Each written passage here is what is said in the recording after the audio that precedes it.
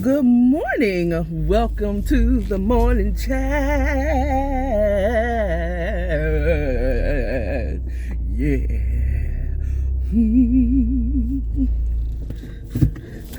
That's my take on the good time.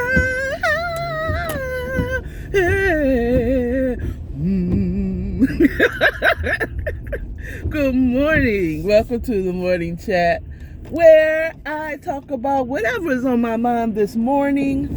Hopefully, whatever I'm talking about might help you, might be some advice, might make you laugh, might make you cry, might make you think about what am I doing in life.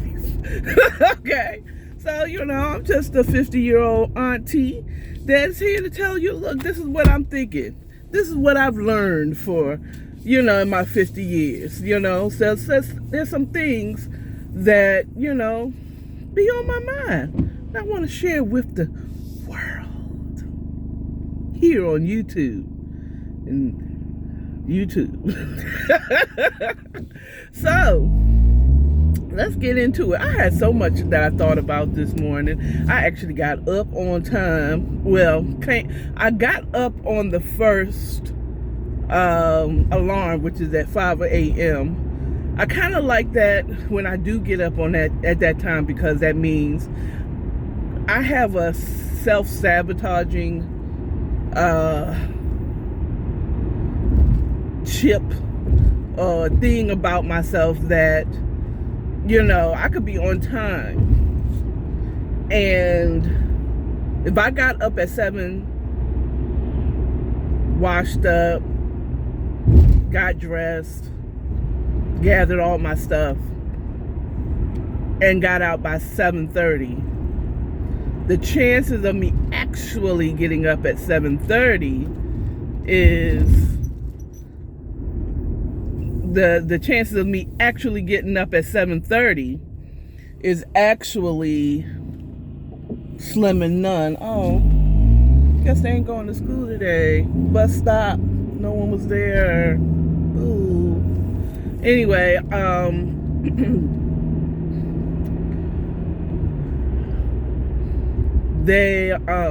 what was I thinking? So if I get up at 5, like actually get up, that gives me time, because I'll do stuff in the morning that I don't do the night before, which would be beneficial if I did it the night before, like pick out what I'm going to wear, like wash the dishes, like move furniture, whatever. I'll do that in the morning, you know what I'm saying? So if I get up at 5 o'clock, that gives me time, as I say, to dawdle around, do these important things that could wait until I got home, but I know I'm not going to do it when I get home. So at 5 o'clock, if I get up at 5 o'clock or even 6, that gives me an hour, 2 hours to do whatever. I just realized, see that dirt underneath my fingernails?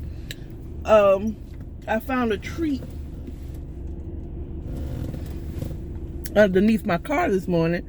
So after washing up and doing all the little stuff, I found this underneath my car. As I was walking to my car, I saw this underneath my car.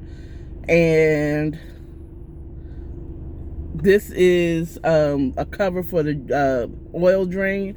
I had to ask my son, because he is a mechanic, and if you are living in the Atlanta metropolitan area, you need some work on your car, come over here to according to a car. No, come on, call me, DM me. Don't call me. Do not, video chat me through Instagram. I am not going to pick up. Okay? Don't call me through Instagram. I'm not going to pick up. Okay? Because especially if I don't know you. Now, if you family, you can call me.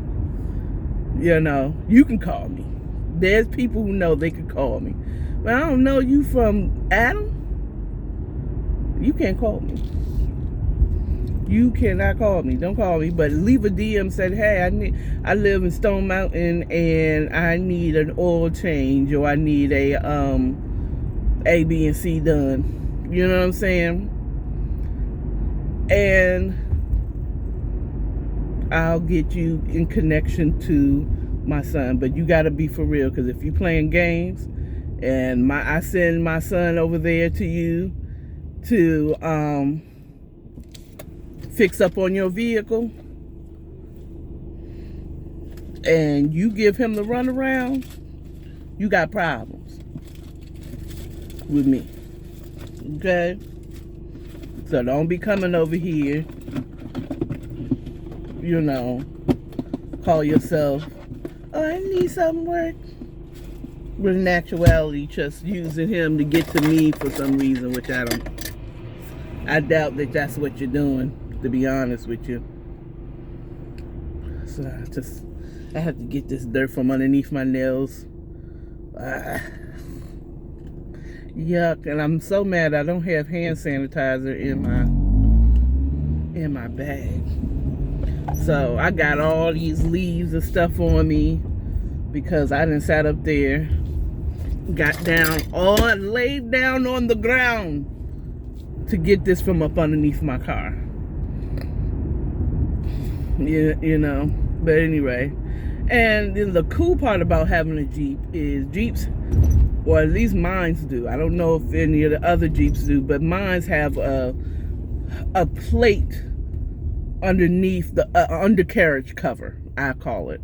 It's a cover that's is in the undercarriage to protect stuff like that from jumping up underneath my car into parts that you don't want there. So I don't know if that's a Jeep thing or an all-car thing. I think it's a Jeep thing. And that's kind of cool, to be honest with you.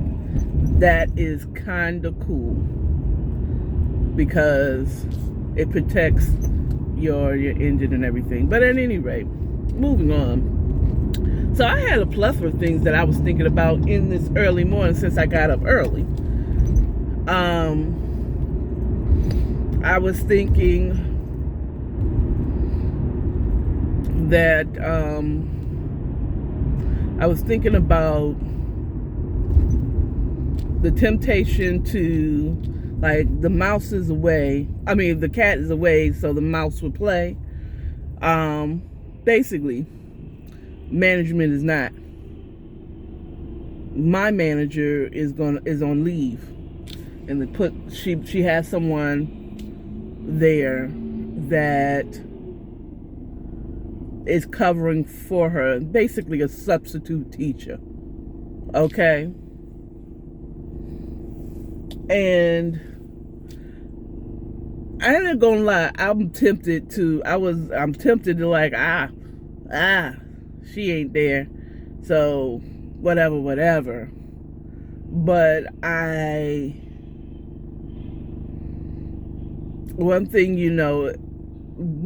that my age have taught me, is when you think that it's not being seen because whoever is watching over you, whoever you have to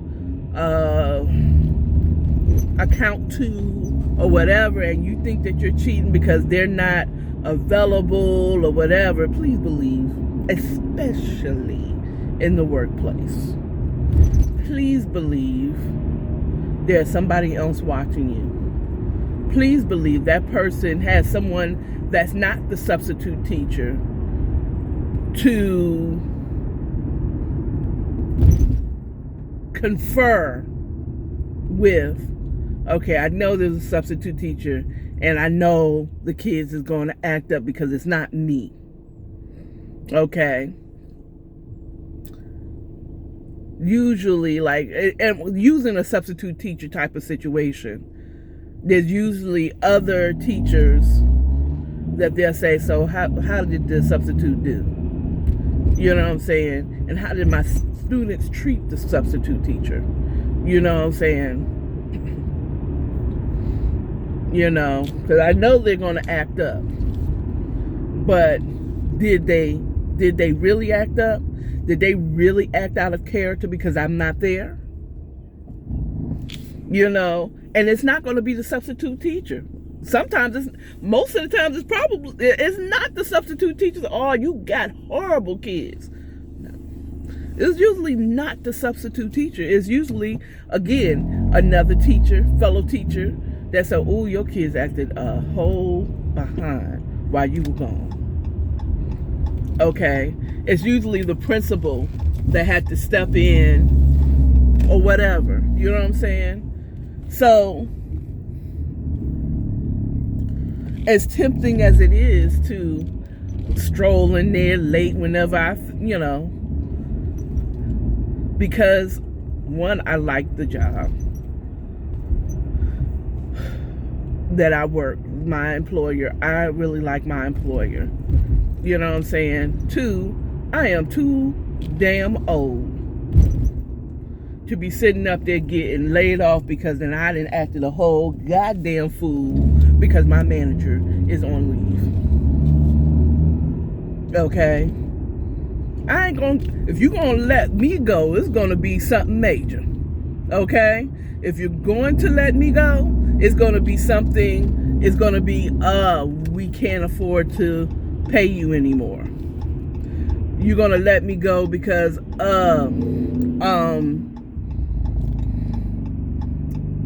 outside of trading. Oh, you know what I'm saying? If you're gonna let me go, you're gonna let me go due to something that I had no control of doing. You know what I'm saying? I mean, like, I'm not gonna leak privacy information. Thank you, Holy Spirit. I am not gonna be let go because of something stupid I did. Okay? Thinking immaturely and stupidly, okay, is what you're not going to get me for. Okay? You're going to let me go because of something that I can't control, like how much money you make. Okay?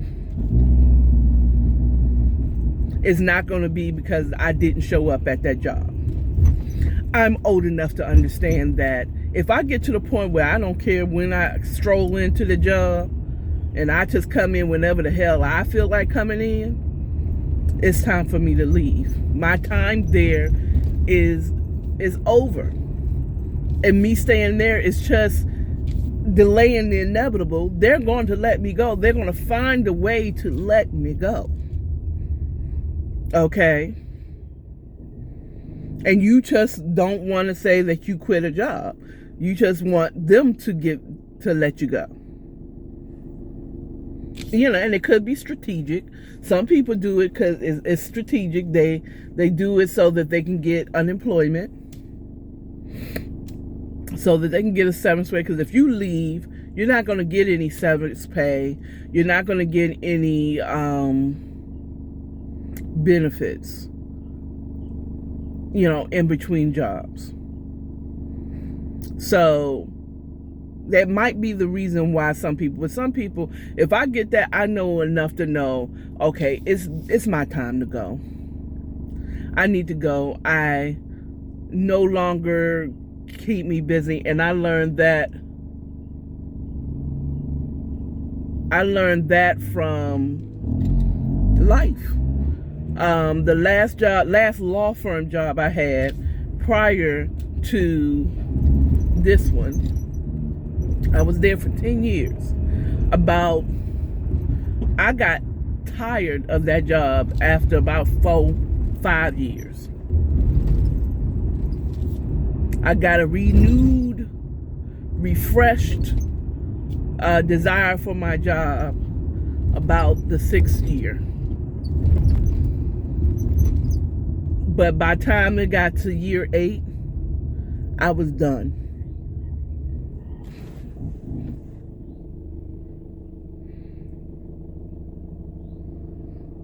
No, I want to say about year 9, 10, I was done. I was like,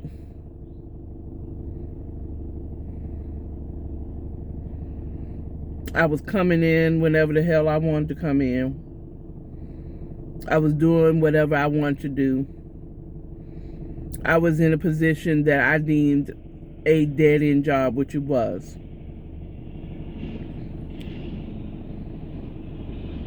and that they was never going to promote me beyond this level.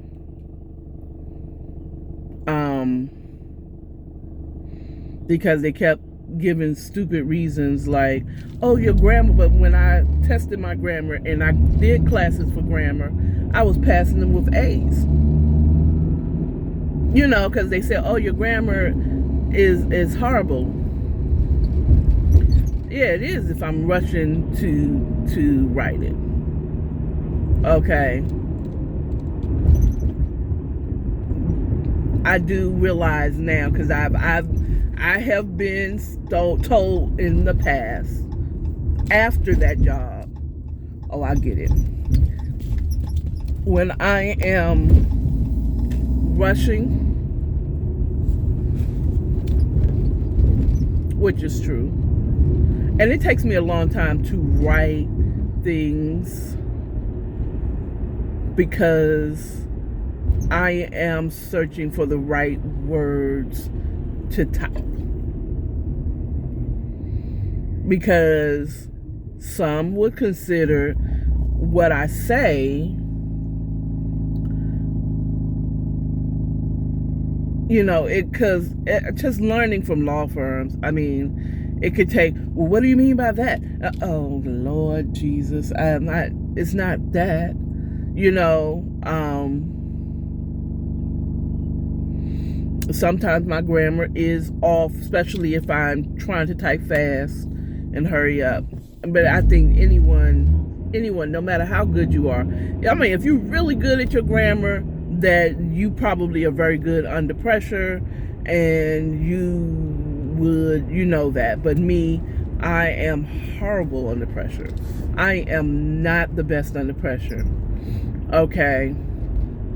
You know, I mean, like, I don't shut. A little bit of pressure can allow things to go the way it needs to go. You know what I'm saying? Because if I also, it's a delicate balance, rather. For me, it's a delicate balance of pressure and time. You know what I'm saying? I operate best under and it's a delicate balance. Because if you are pressure me, I am horrible under pressure. Consistent pressure. I'm going to eventually not just give you whatever I got. Okay? But also, if you give me all the time that I need, all the time, put no limits to me doing it, I will do it for hours and hours and days. You know what I'm saying? So I think the delicate balance would be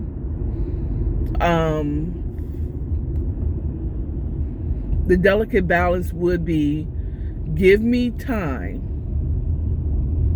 but put a cap on the time. You know what I'm saying? Put a time. It's like, okay, I'm gonna give you a month to turn in this paper. You know what I'm saying? It's due on so and so day. Okay, that's plenty of time for me to think, peruse, or whatever. Now it's some time to but give me some time to do it. I think if you give me too much time, I'm still going to procrastinate, and then it's going to be a sloppy job.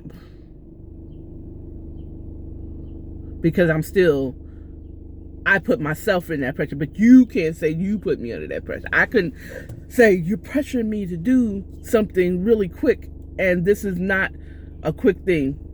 One, writing. Figure things out, saying what I need to say. Okay? Because if I say with no filter, if I say it with no filter, okay, I'm gonna hurt your feelings. Period. Okay. The unfiltered Akara is mean. If I said what I thought out loud every time I thought it, you understand, I would be considered an asshole. No matter how true my statement is, you know what I'm saying, I would be considered an asshole. Just ask some of the people that are closest to me. I've said some things that is true, but me. And it's how I really thought. Like, a close friend of mine, that I was drinking with her, and I said exactly how I thought. She's a bigger girl than me, and she was happily married to a man. She found somebody. She not only was married once, but she was married twice. Now, she ain't ugly at all. She is far from ugly. She's beautiful, but she's big. Okay? And I'm significantly smaller than her. Maybe not anymore, but at that time I was smaller than her. And I'm like, I'm a decent looking person. I'm not fat. I'm not that overweight. I ain't no string bean, but I am not that overweight. So why is it that I'm having such a hard time finding a man and keeping him? It said, I mean, and I wasn't saying it out of a fit. I was trying to figure this out. I mean, she's fat, not ugly at all, but she's huge. She was huge then. She ain't never been skinny as long as I've known her. I'm gonna say she's not huge. Okay, she's just bigger than me. Okay, and I had said that, and it's like I got offended. I said, "Oh, I'm sorry, I was drinking," but what I said was exactly how I thought. I didn't want to offend her, but I was talking and it was unfiltered, and I said something, you know, that I questioned to myself, what is wrong with me? You know, because it's clearly relationships isn't about looking good. You know, you can attract a person by looking good and lose them because you have a nasty attitude. Know what I mean? You can lose them by having a nasty attitude.